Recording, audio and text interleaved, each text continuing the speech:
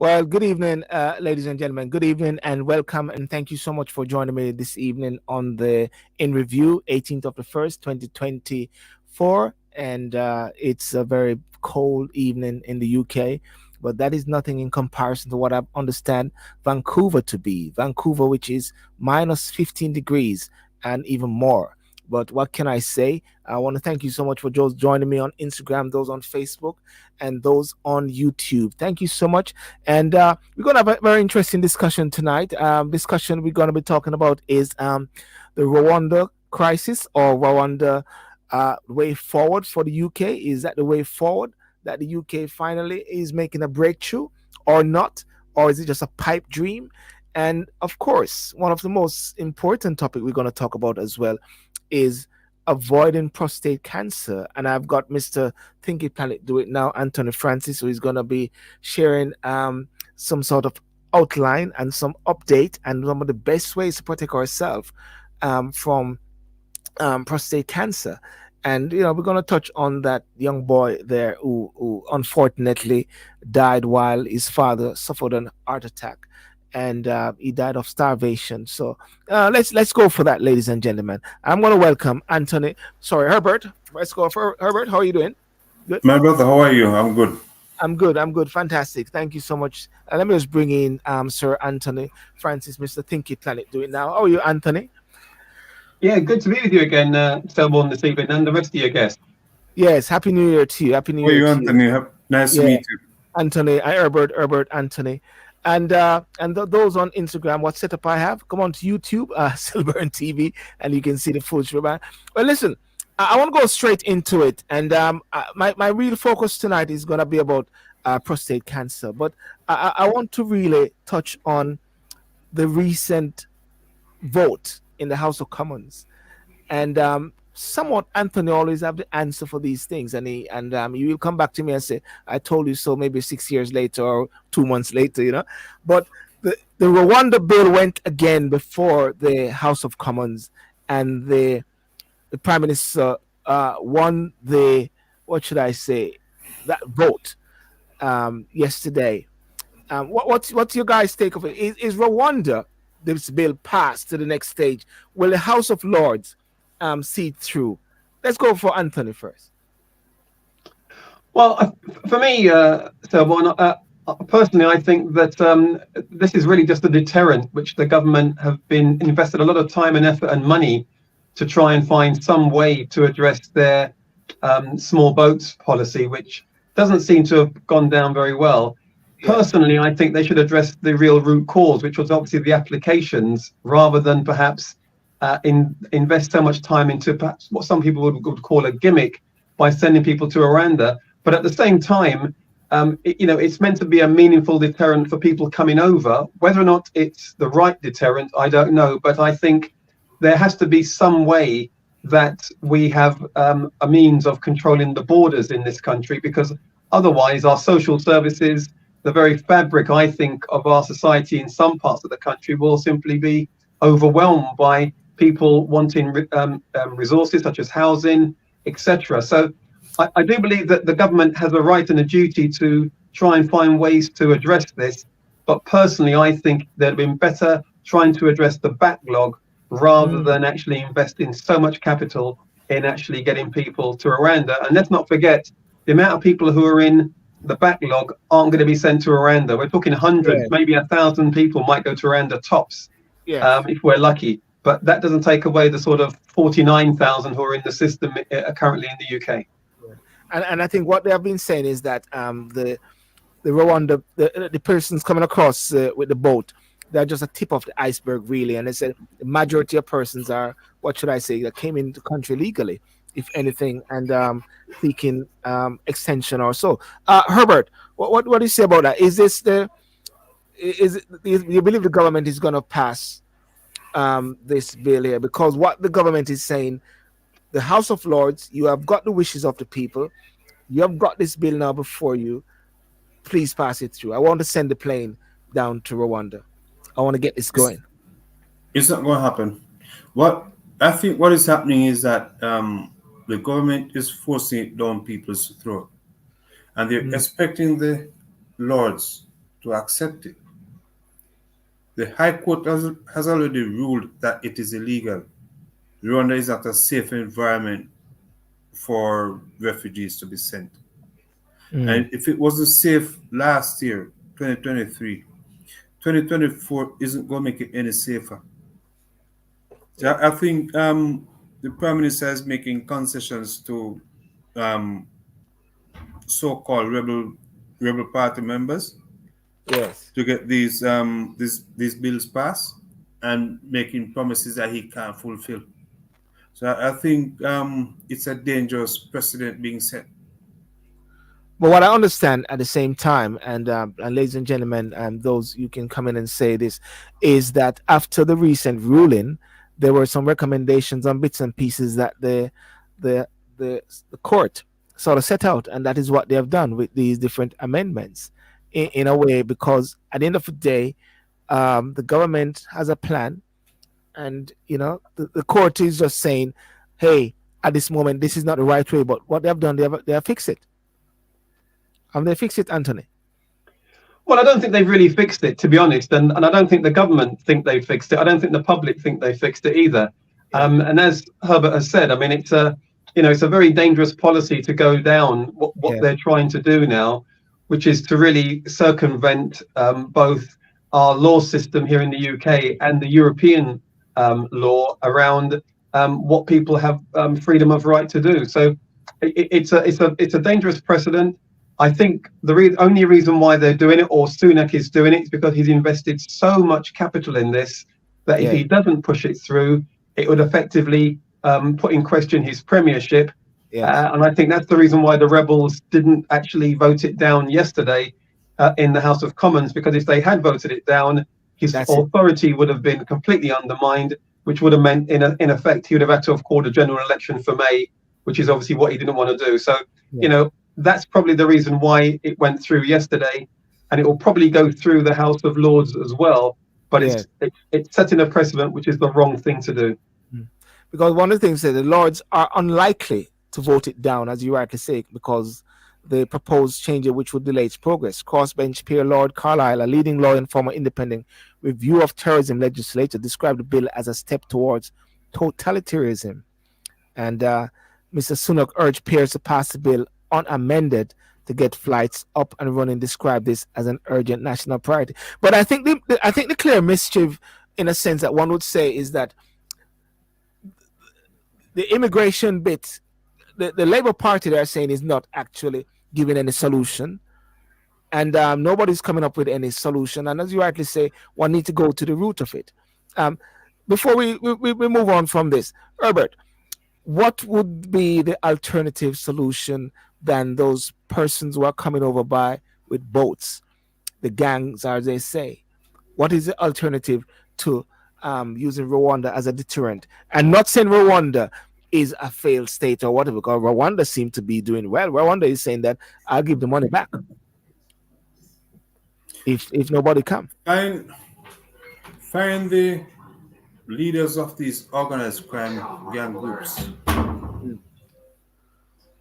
and prosecute them. Yeah. It's clear that there's a criminal operation going on. Yes. In Europe, and everybody wants to come to England because of free money being given away here, right? Immigration has been the Achilles heel of every administration across the world, across the free world. And putting a plaster over a sore won't help it. You have to get to the root of the matter. Yeah. You have to fix what is needed, what is to be fixed. And in today's world, when countries are trying to create partnerships, the UK has decided to pull away from the EU, which has made it even more difficult to work in unison with their neighbors, France and Germany, more so France, right? And that is now where we are seeing a mass a high increase of boat people coming over. And what would you say is a deterrent then? What would you say is a deterrent Prosecution. Work of the closely with gangsters? your partners, Mm, right? Find the people here who are housing them. mm, Find the people on the seas in France who are shipping them over.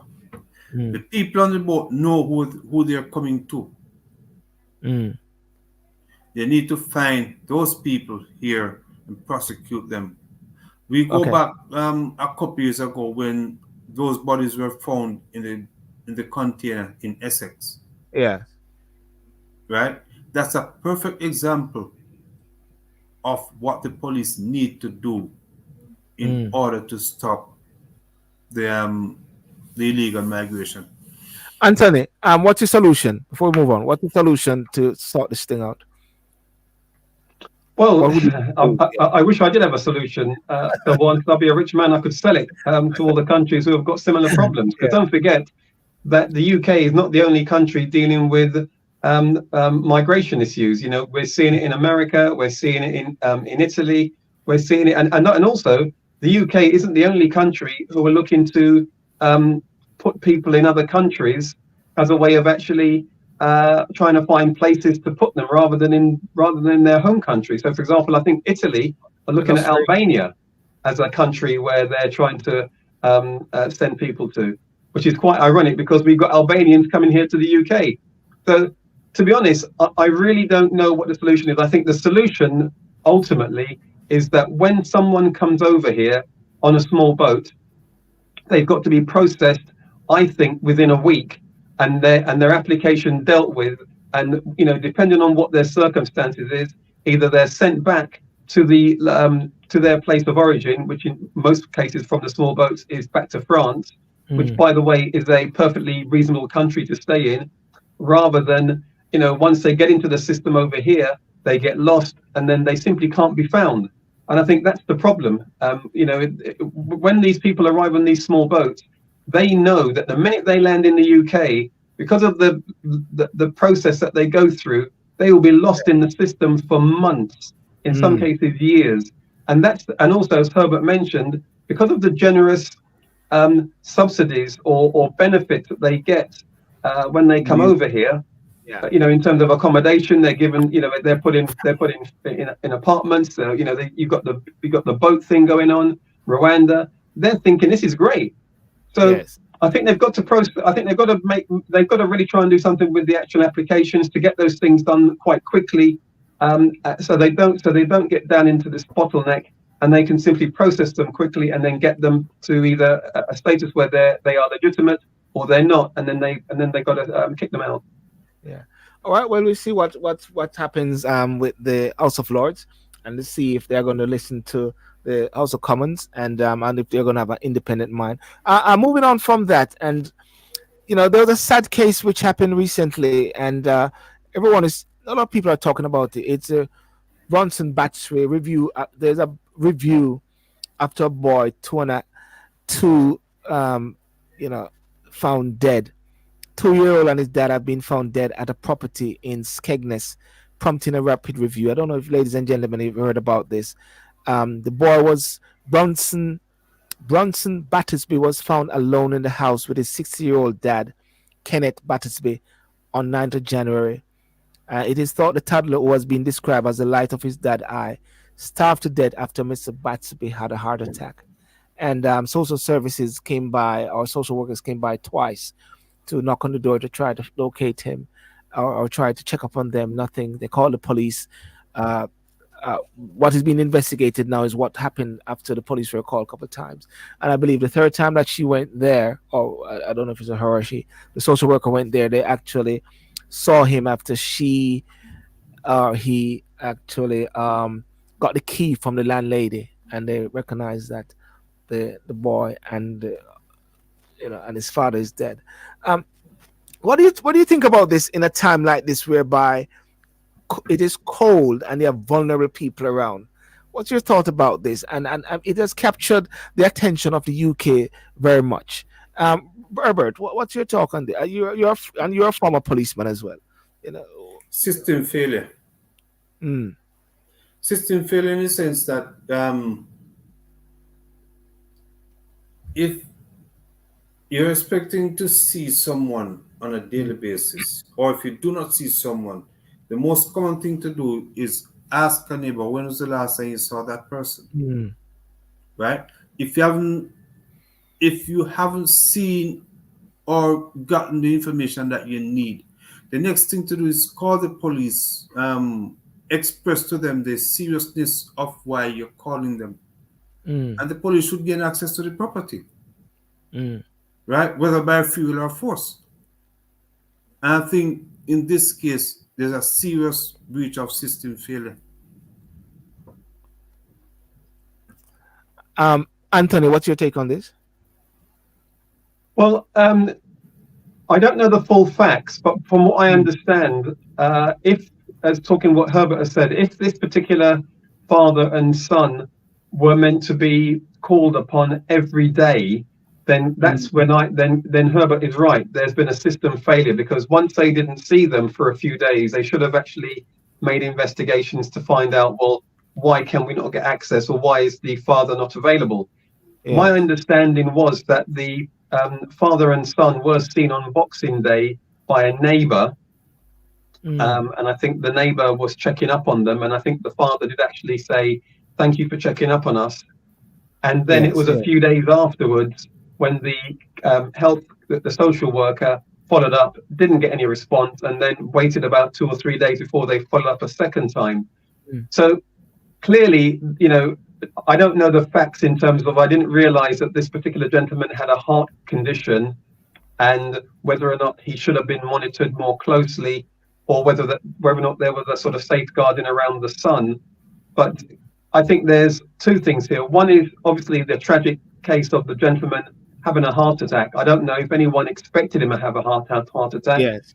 And then, of course, the fact that the toddler was with his father in his arms, and then simply was unable to then raise any alarms because of his age, and therefore died of starvation. So I think it's tragic on both sides, both from a system point of view, but also for me in terms of maybe just an unfortunate accident with the father having a heart attack, which was unforeseen.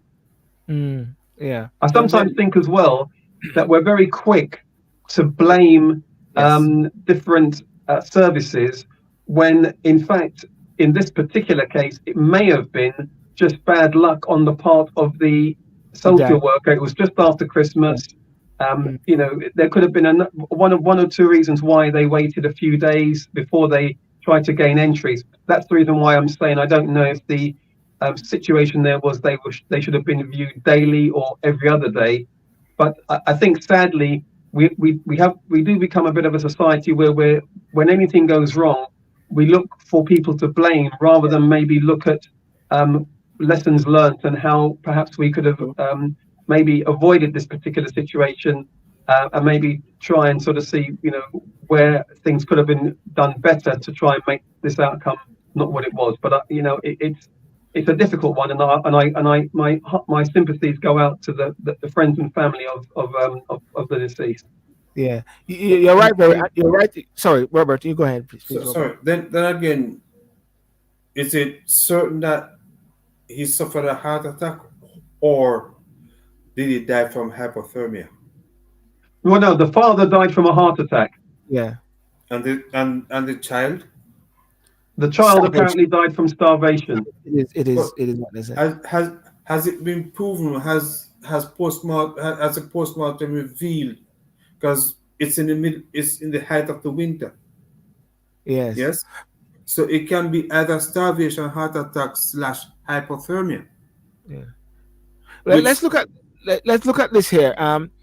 27th of December, social worker has contact with Mr. Battersby and a home visit is arranged. So they made contact. 2nd of January, social worker arrives at the property, but there's no response at the door. She tried to locate Mr. Branson at other addresses and unable to find him, speak to her manager and the police. Question, what did the police do? 4th of January, second attempt at home visit made again. Again, there is no response. Social worker informed police. Question, what did the police do? 9th of January, third attempt is made and the social worker alerts Mr. Battersby's landlady. Entries gained, and the bodies of both father and son are found.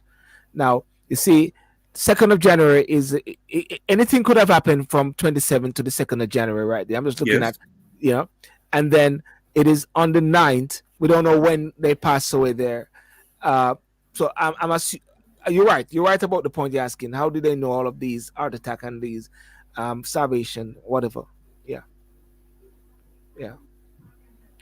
yeah. And 15th of January, Lincolnshire County Council notifies the National Child Safeguarding, and now they're going to do some review. Police refer themselves. They're going to have serious case review. And as a person who work within the local authority and child services, um, it is a very tricky one, because sometimes social workers, a lot of social workers, many people will have a go at social workers, but a lot of social workers save many lives, but nobody knows the lives that are saved, if anything. And there's always a tendency, as Anthony says, to just really, everybody wants to get somebody, everybody wants to get sacked. Heads need to roll, heads need to roll. When, as Anthony But said, it could have been just a very unfortunate situation there. if you roll all the heads, who will lead the body? Well, there's going to be, because everybody's going to run down the road, run down the hill, isn't it? There you go. So Okay. we have to learn from each situation to Yes. prevent another one from happening. Yes. And I think we're going to have to see more about this and how it follows up as to what is the outcome and what are the best practices in a way, Yeah. because right now what is going to happen now is the best practice, how we can ensure that this doesn't happen again. And what I sense is going to happen now is that in cases where you got vulnerable parents or vulnerable fathers or so vulnerable people, local authorities are going to actually maybe say to social workers, don't leave until the police come Yeah, as well, and don't take it lightly. but again, we look at systems, and sometimes people try to take shortcut, Yes. right? Sometimes you'll call the police and the police will tell you it's not a priority. Yes. They will come when they find someone that's in the area, as opposed to there's a child involved, break someone off a report, go deal with that matter, ensure that everything is fine, ensure all concern is well and good, Yes. instead of trying to wait until you find someone who is conveniently available to go deal with it, Yes. right? And that is where, as a society, um, the police are now called more into action, Mm. because everybody thinks that the police are lifesavers. The pastors think that way, the politicians think that way, Yes. everybody think the police are lifesavers. But when the police get involved, the question are, should the police have been involved in it? Yes. All right. We're gonna leave this one now. Just to say the timeline, what's gonna happen next. Rapid review will involve the council, police force, relevant health organization. Must be completed within 15 working days of the National Child Safeguarding Practice Review. Panel being notified by a serious incident that meets the criteria 2nd of February in this case. It will then go to national panel, which has 15 working days to decide the next step. And these include a national review is appropriate. Further information is required to support. One of the things which is happening also in court cases regarding child care cases is that it is now going to be, some aspect of it is going to be able to be reported on. Before it was always held in camera and just on the criminal cases, but childcare cases are going to be reported on. Okay, let's move on from that. Another significant thing has happened, and one reason why I asked Anthony to come on is Prince King Charles. King Charles recently had an enlarged prostate, and he's in. I don't know if he's in hospital. Anthony, enlarged prostate surge after King's diagnosis. There's been well, what I said. What is it? Actually, I'm going ahead of myself. He recently had a enlarged prostate, and he's been sorted for that. Anthony, what is prostate? Let's get into prostate? 'Cause you work on this area and you're a campaigner in this area. A lot of men are avoiding this area for certain reasons. Let's break it down with um, prostate cancer and prostate. Well, yeah, well, prostate cancer, as you've intimated, Sylbourne, it affects men only. It's a men-only disease, and sadly, 12,000 men die from prostate cancer every year. And one of the things about prostate cancer is the fact that, unfortunately, it doesn't actually have any symptoms in its early stages. So somebody could actually have prostate cancer without knowing it, and it's only maybe when they experience symptoms which are perhaps things like, you know, they have a very low urine flow, or they start to actually receive pain in their stool, or when they're passing their urine, or in the case of King Charles, where he's suddenly got an enlarged prostate and it needs to be investigated to find out, well, why is it enlarged?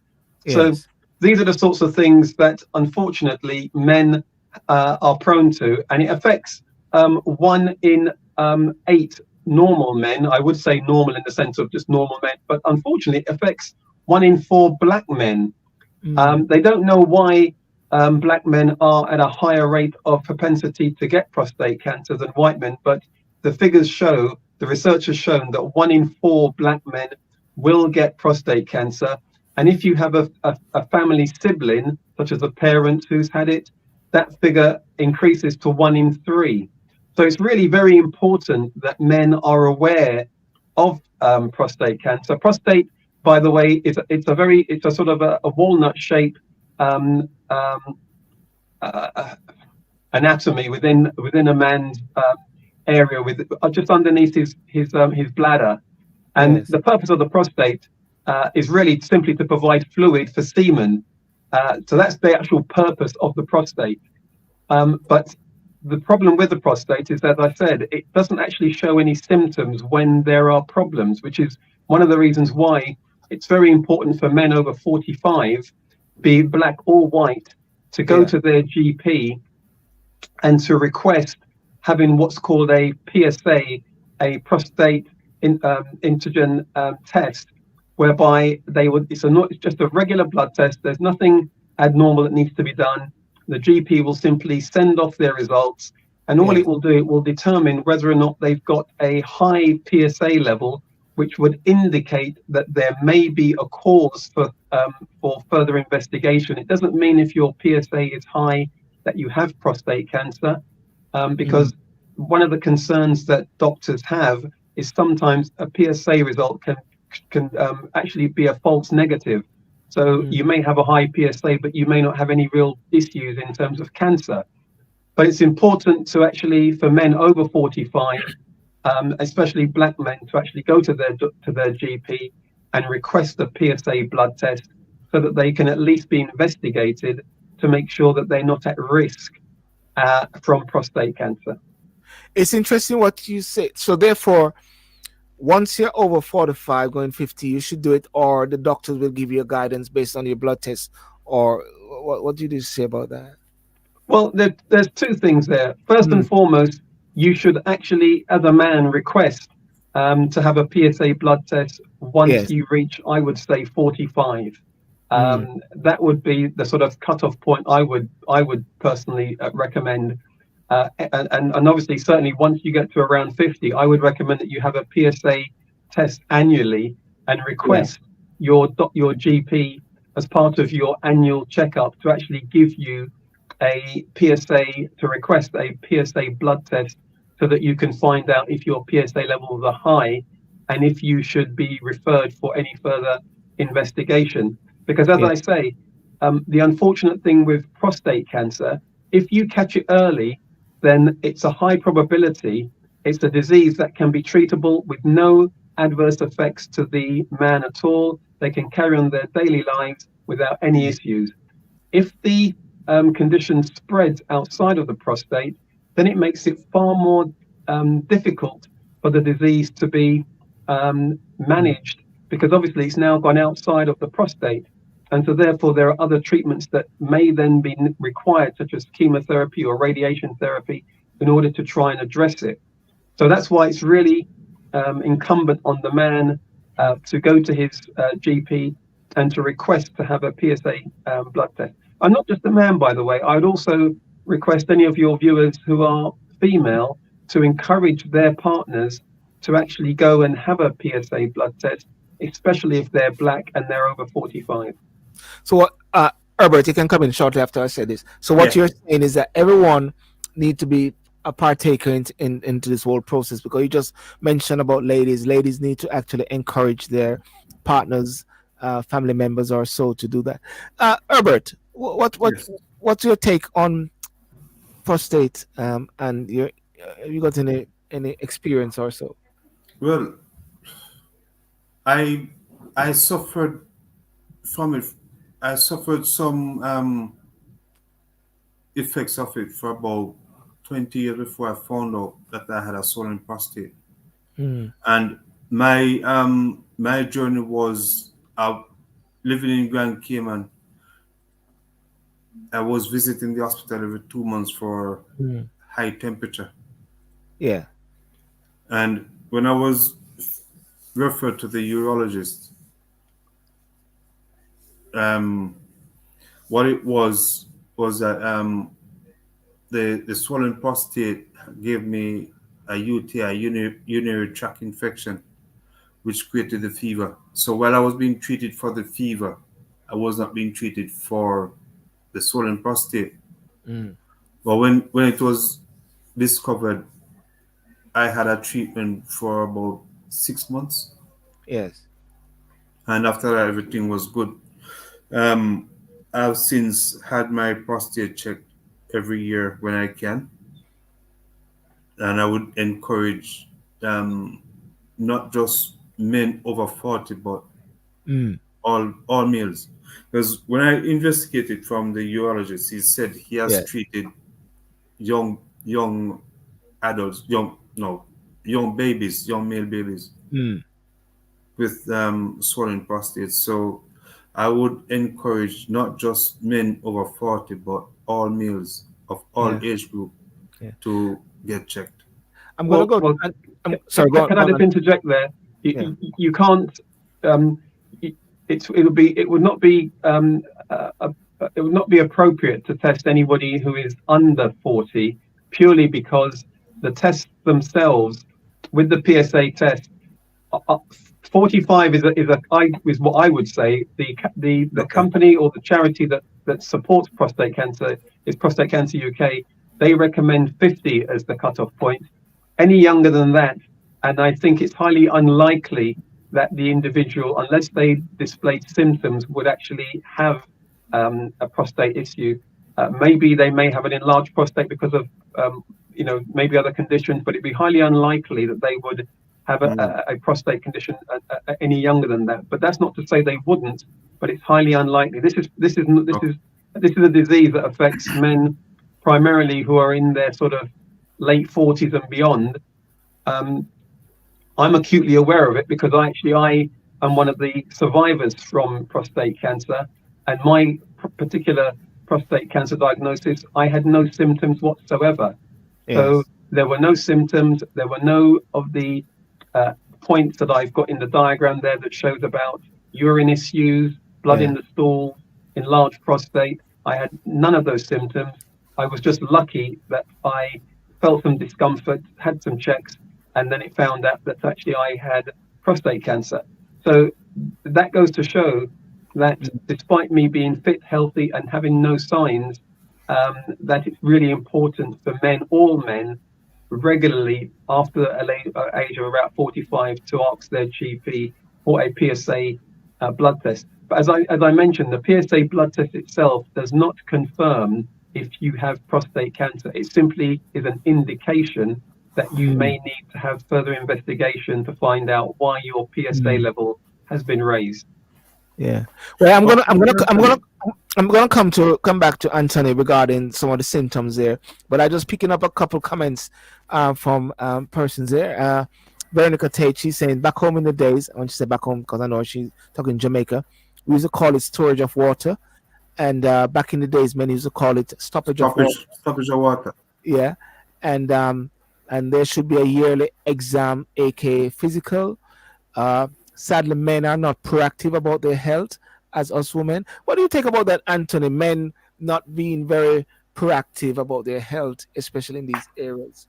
Well, I think sadly there's two main reasons for this. Women are very used to having screening because they have breast screening, so they're very used to having sort of annual checkups to make sure that they're okay when they get to a certain age. I mean, again, women who have breast screening, it's after a certain age that they have breast screening, or they have cervical screening.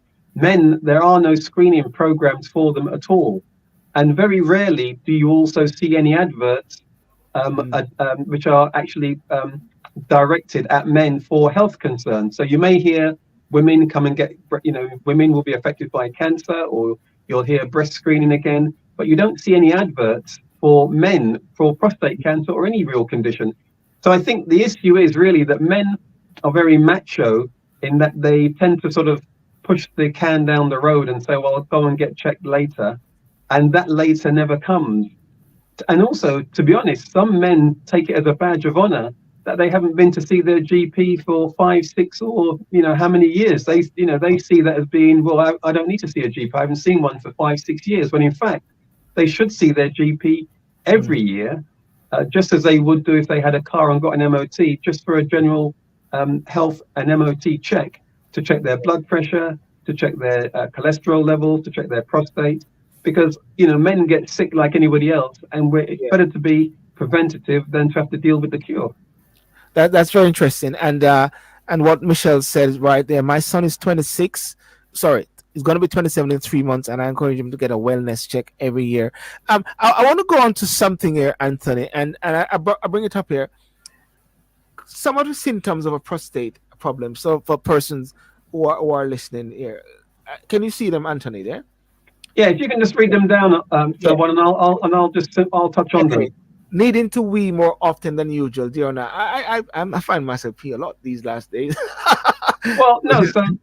So with this particular one, this tends to be more for men at night. They might find that they're getting up more regularly to go to the toilet. So whereas normally you would sleep through the night, you might find yourself actually getting up 2, 3, 4 times a night, which isn't normal. So by default, you'd think to yourself, well, why am I doing this? So this would be a reason to actually go and actually see your GP, just to sort of find out what may be causing this. And sometimes one of the reasons, or one of the actual symptoms for this, is an enlarged prostate. Because don't forget, your prostate is right underneath your bladder. So if it's enlarged, it will push on your bladder, which means that actually it's causing you to wee more frequently. So that could be, that could all it could be. So in Charles's case, he may simply have an enlarged prostate.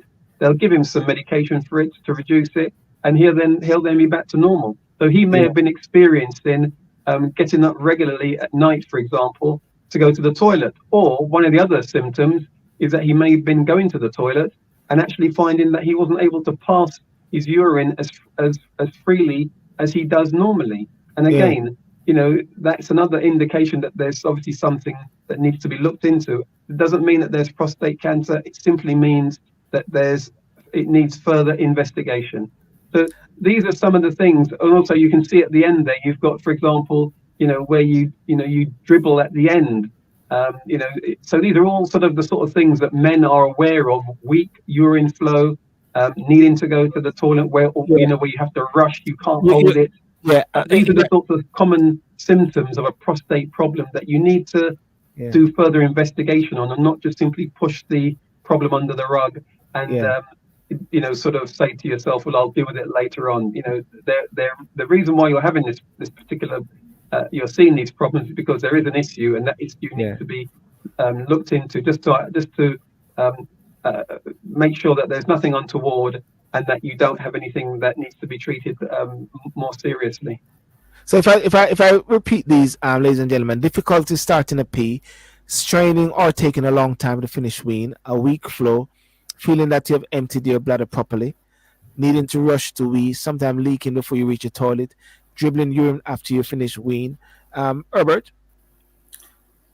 Question: Can a man live without his prostate? Yes.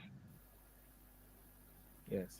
Yes. So all the prostate does, as I mentioned at the beginning, the prostate provides the fluid for semen. So what tends to happen normally, if there is a problem with the prostate, and some men have the option, they can have what's called a prostatectomy, where they actually will remove the prostate altogether. So, for example, if, for example, a gentleman has found that he's got prostate cancer and it's a small amount, he may choose to simply say, you know what, I don't want to deal with this. Just take out the prostate, and he will live a normal life without Yeah. any problems. The only thing he won't be able to have would then be children, because he doesn't have the apparatus to produce the fluid that actually which is required from the prostate for that particular that function. So yes, you can live without your prostate. That's very I think one of the reasons why men don't want to get tested is an invasive way that the test was done in the past. That's And right, I and I think think this is a really common problem, which unfortunately has been passed down from man to man. And we're talking about the finger up the bum um, procedure, which is carried out by a GP to determine if you have an enlarged prostate. So you have to remember, when you present yourself to your GP, he has two options. If you display any of these symptoms, for him to actually determine if you have a problem, he can either do one of two things. He can send you off to go and have a PSA blood test. You yes. can go and have an MRI scan, or he could just simply insert his finger in your rectum, in your bottom, to feel your prostate to see if it actually is enlarged. And yes, it is a common stereotype that a lot of black men do not want to have this particular yes, procedure. Yes. And the thing I should say is that it's not something which is regularly now done by GPs. They tend to refer you to have a PSA test and then go and have an MRI scan to Right. determine whether or not there's anything untoward. So the old myth of the finger procedure, Herbert, is one which is dying out now, and there are other ways that you can be investigated to see if you have a problem. Do you think that with that procedure, which many men don't have, it will more encourage, especially black men, to really do that test? Are you seeing any sort of results or any pickup for people wanting to do it more? Well, it's certainly one of the things which will encourage more men to come forward, not just black men. I think, any man, nobody really wants to have that particular procedure done. I think if men simply presented themselves to their GP annually for a health check, a bit like an MOT, whereby Yes. we all know with a car, if there's a certain number of things that have to be checked off to determine Of that we've course. got a full bill of And health. So our blood pressure check, our diabetes level, our cholesterol, our PSA. If all of those things was on a checkout that we had to do once a year, I don't think any of us would think anything of it, because we would, men are very used to seeing things with their car whereby they're used to having an MOT, and if something fails on there, they know they've got to do something about it to pass the MOT. So I would, for me, I think that there has been a reluctance of black men to come forward for a PSA test or a prostate test. And I think it's really at their detriment, because if they don't come forward and they do then later on develop the disease, which means that it may have spread, it means that in effect they could have actually saved themselves by presenting themselves sooner, which in a sense means that their partners, their children will lose their father exactly. The because of father. Yeah. ignorance. Yeah. Yeah. That's definitely. And I look at this bit here about conditions that can affect the prostate. That on the slide there, enlarged prostate, prostatitis, prostate cancer. There are three bits there. Yeah. Well, yeah, they're just the sort of three things that actually cause a problem for the prostate. So yeah, so you've got prostate cancer, which obviously is the what you don't want. You've got the enlarged prostate, which is what Charles has had, and you've got the prostatitis, which is actually simply inflamed prostate. So all of these things are the sort of conditions that present themselves when someone has sort of demonstrated symptoms that a GP will look at to Yeah. determine, well, what's the next stage that needs to be done for you. So I think the first and foremost is that men over 45 ought to present themselves to their GP and request a PSA test, even if they have no, they're healthy and fit and well, purely as part of their annual MOT to make sure that this particular disease, which shows no symptoms, they're not susceptible Yes. to. And for today, just picking this up, what is the treatment for an enlarged prostate? Symptoms are unlikely to disappear untreated, but according to the NHS, half of men diagnosed with an enlarged prostate manage them without drugs or surgery by one, drinking less alcohol and avoiding caffeine, but still drinking water to stay well hydrated, avoiding too much fluid before bedtime, eating more fiber, beans, bran, and vegetables to avoid constipation, avoiding certain medicines but only when recommended by their doctor, exercising to strengthen pelvic floor muscles, wearing discreet pads inside underwear to catch dribble. Herbal supplements such as saw palmetto are not currently recommended, although some men say they work for them. Anthony, when you're out there and you're talking to different organizations and with prostate cancer, what are some of the challenges that you get along the way there in getting persons to be involved? Well, certainly from the black community, one of the big challenges is simply getting men to participate and come forward. There's a number of reasons why. Some of them it's cultural, as Herbert has mentioned, to do with the procedure. They don't simply want to engage in it. And the reason why they don't want to engage in it is because they associate the finger up the bum with gay. And they don't want anyone to simply do that procedure on them. But as I say, the times have changed now, and that isn't the only procedure that a GP will do when you come forward. There's a PSA test.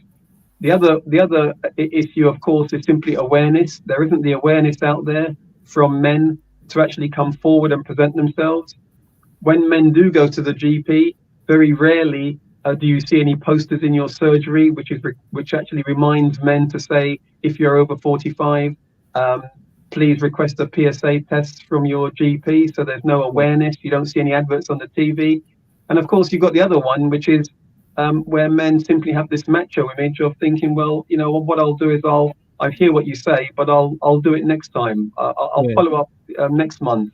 And we all know what happens. That next month never comes. And it's only when you develop the problem that you then wish, in hindsight, that you had actually taken preventative action. One of the things I've always said many times is that persons need to take care of themselves, take care of their body, because if they keep saying that they're too busy and they're too busy and they're too busy, something will happen whereby they're going to find themselves not too busy because they have no choice based on the symptoms which has come alive and the sickness that come upon them. And what you're saying is what you can do, ladies and gentlemen, and those on, well, for the UK, speak to your GP generally about the pros and cons of a PSA test. Speak to one of the specialist nurses on 0800 074 8383, or chat to them online and share this information with people you know. So what you can do... I just also add one other point on there, so one that they can do?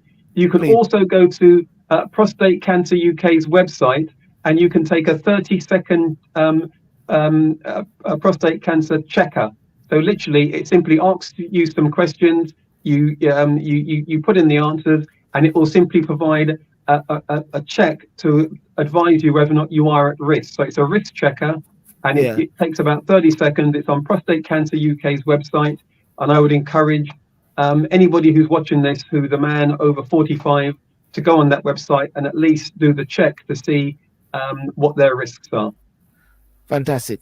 Well, Herbert, any last word on this? What do you pick up from this presentation by Anthony?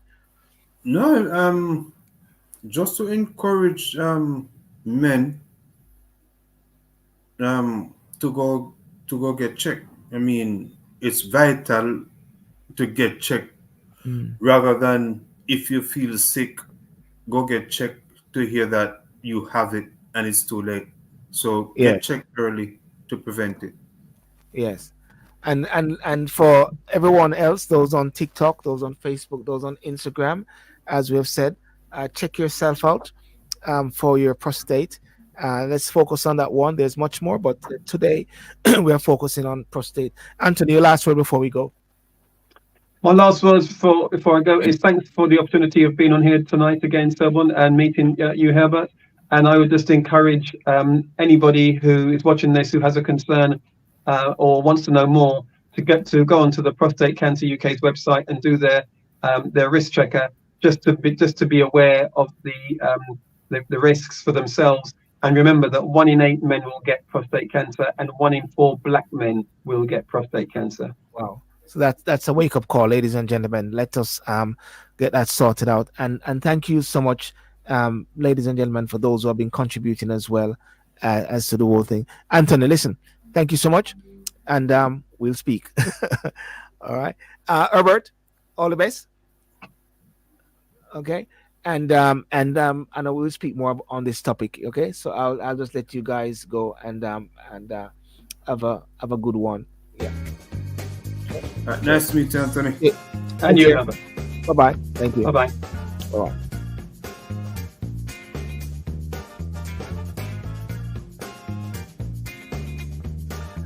Okay, well, ladies and gentlemen, I want to thank you so much for joining tonight. Thank you for those who came on the show, and thanks for Anthony and Herbert and the presentation regarding prostate cancer. Prince Charles, King Charles, having this sickness as sort of, what should I say, enlarging the whole thinking behind it, because I've been speaking to Anthony many times, and lots of black men do not actually engage in this area. I know I'm going to see a lot of black men this Saturday, all being well, in the park, am I? And I'm definitely going to say some things to them about this as well. Diabetes is another issue as well, which we'll talk about another time. I'll get Tony Kelly to come back on that one. And the question which was asked of me, or someone said, Sylbourne, maybe you're diabetic. Yes, the doctor said I'm diabetic. And that's one of the reasons why I do a lot of my walk. I do a lot of my walk and talk, what motivational moments where I'm under, up and down, every morning, trying to do some exercise, drink a lot of water, trying to watch my diet, make some juices. And the juices that I do actually make sure I get the pulp as well. And sort of Ted, I'm going to call you. I'm going to be on the show. And so there are different things that we can do and we must do, ladies and gentlemen. Okay? So have a good night. And thank you so much, Michelle, Bernica. Thank you and remember to share this video as well. And see you this Saturday night. And tomorrow there's going to be this demonstration in the UK. I don't know if Michelle, you're gonna go, or Veronica, you're gonna go. Are those guys in the States? Are you guys going to be, demonstrating the diaspora? That's a big thing which is happening in the States. Who is gonna go? Let me know if you're gonna go. All right. Peace out, and God bless you. And we'll talk again.